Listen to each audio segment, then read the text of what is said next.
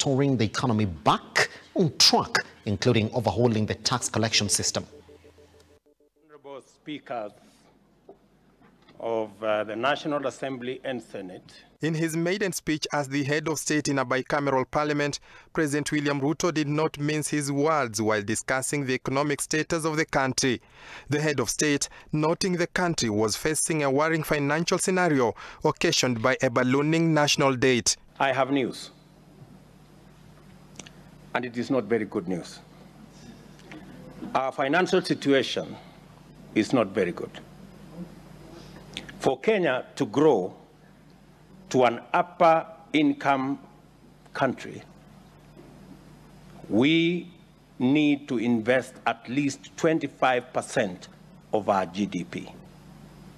Our current national savings is below 10% of our GDP, which translates to an investment savings deficit of 15% of our GDP.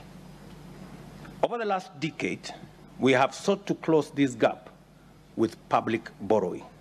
The president, in a concerned tone, decrying over-reliance on borrowing to finance the country's recurrent expenditure. We're all aware that our total collection is 2.1 trillion, which is only enough to pay debt and to pay salaries. Everything else, we have to borrow.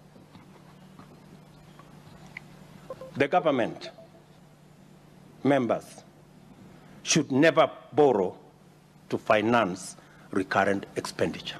To address the immediate economic turmoil the country is facing, President Ruto has mandated the Treasury to look for funds to reduce financing of this fiscal year with borrowed funds. Over the next 3 years, we must reverse this and go back to the situation where government contributes to the national saving efforts by keeping recurrent expenditure below revenue.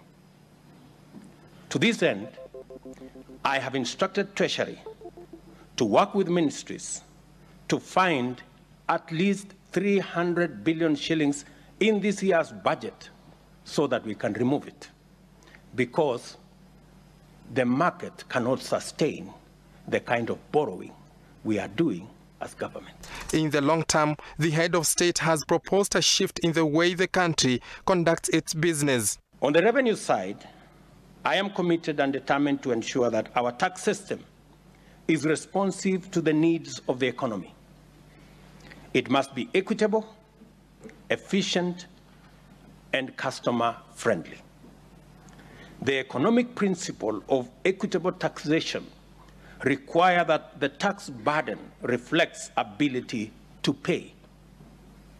This is best achieved by a hierarchy that taxes wealth, then consumption, then incomes, and lastly trade, in that order of preference, so that those who are wealthy and have the capacity to pay should pay more, and those at the bottom of the pyramid should pay what is proportional. The Commander-in-Chief planning to realign the Kenya Revenue Authority tax collection system to make it more responsive and friendly to the Kenyan taxpayer. We are overtaxing trade and undertaxing wealth. We will be proposing tax measures that begin to move us in the right direction.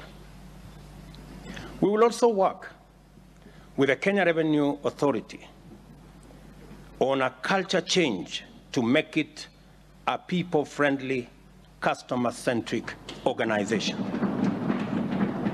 I am of the view that we should rename it the Kenya Revenue Service, in line with the proposed transformation. Additionally, there will be an overhaul of the NSSF system to guarantee Kenyans a decent retirement benefits kitty. Whether or not these measures will address the country's bad-performing economy is a wait-and-see situation.